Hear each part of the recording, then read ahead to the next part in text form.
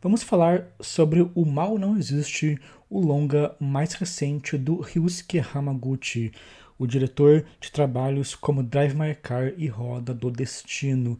Ele acabou ficando mais conhecido pelo Drive My Car, mas é um cara com outros grandes filmes. Esse longa não é uma obra-prima, como são esses dois outros filmes dele, mas ainda assim um trabalho espetacular. Eu dei 4 estrelas para ele no Letterboxd. É um longa que o Hamaguchi continua com essa abordagem que mostra um cotidiano que vai definir uma rotina a partir de personagens aparentemente comuns para revelar algo que está implícito, algo que está além do que nós estamos vendo. Ele geralmente parte dessa abordagem de imergir, né, o espectador em um cotidiano e a partir de diálogos e de ações minuciosas, ele vai construindo um drama ali mais intenso na surdina. Os filmes dele têm um lado dramático muito forte, muito intenso, mas que vai se construindo aos poucos até chegar em uma espécie de ápice, em uma espécie de catarse até. E muitas vezes você, como espectador, nem percebe como isso aconteceu.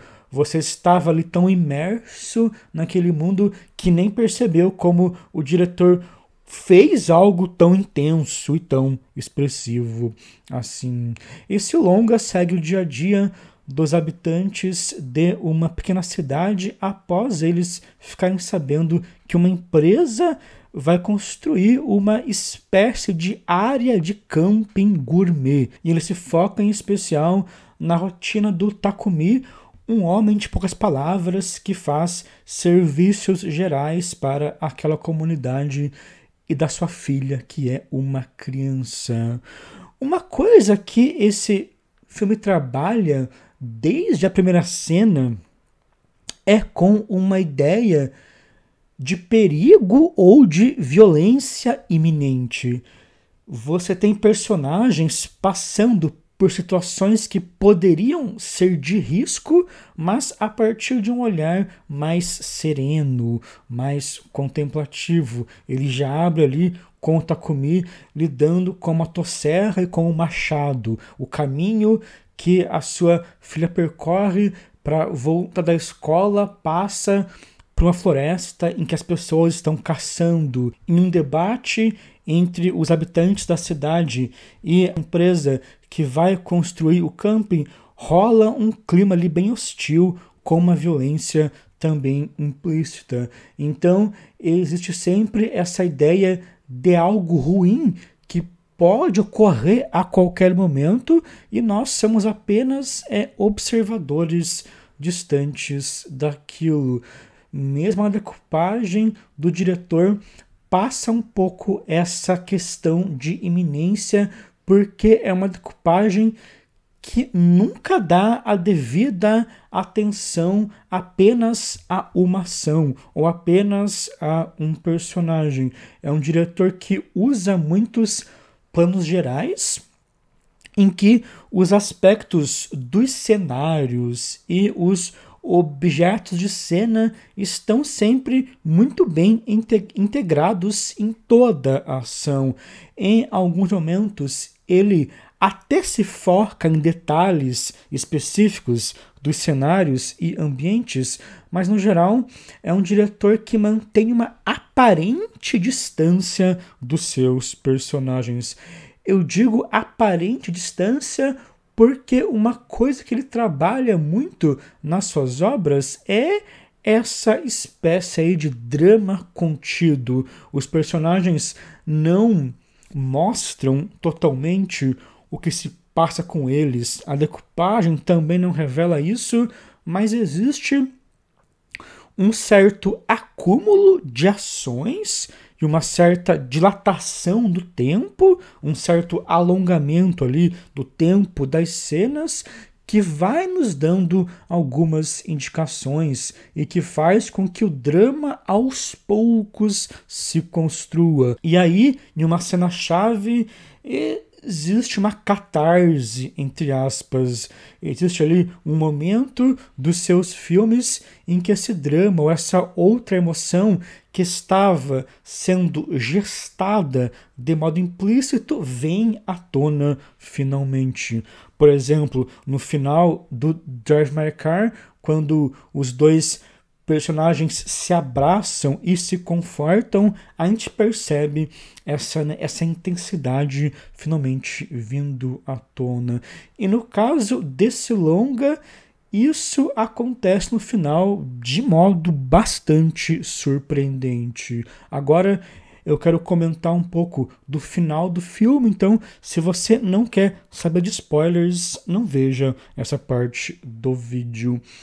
Uma das coisas que eu mais gostei do final desse longa é que, diferente do final dos outros filmes do diretor, o personagem do Takumi funciona quase que como uma força da natureza reagindo a algo que irá ameaçá-la. Essa catarse, entre aspas, não possui, digamos, um lado pessoal, mas revela, na verdade, um lado impessoal daquele meio. Revela um lado impessoal da natureza.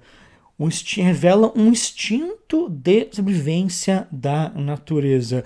Pelo menos eu interpreto a questão desse mal não existir dessa forma, da ação violenta operar como uma reação natural daquele meio que se sente ameaçado. Aquele personagem é alguém tão integrado naquele meio que, de algum modo, ele se torna uma ferramenta daquilo. Eu vejo o final a partir dessa perspectiva mais metafísica mesmo. Essa própria ideia dos personagens se integrando aos espaços é algo muito caro, né, na mise-en-scène do diretor, e parece que nesse filme ele eleva isso a outra dimensão. Até visualmente falando, a cena final passa muito essa sensação, né, de integração, né? É uma sequência quase noturna, com tudo meio azulado e com uma neblina que torna tudo muito uniforme. De qualquer forma, eu acho que é difícil, né, sintetizar de modo mais didático a função, entre aspas, daquela cena final. Com certeza existe um teor, né, mais abstrato também no fechamento do filme e no modo que as suas ideias se encaixam, mas eu interpreto dessa forma. Eu não acho que seja um longa muito fácil. O cinema do Hamaguchi não é muito fácil, justamente por esse tom cotidiano, por esse tom mais lento e dilatado das coisas e pelo modo como tudo vai sendo elaborado na surdina, mas é um cinema bastante recompensador, uma vez que você está ali imerso na obra, uma vez que você é levado pela obra, você com certeza será altamente impactado por tudo o que esse crescente dos dramas e das ações oferece. Mas é isso, me digam aqui embaixo o que vocês acharam desse filme. Curtam esse vídeo, se inscrevam no canal, é importante que todos estejam inscritos no canal e até o próximo vídeo.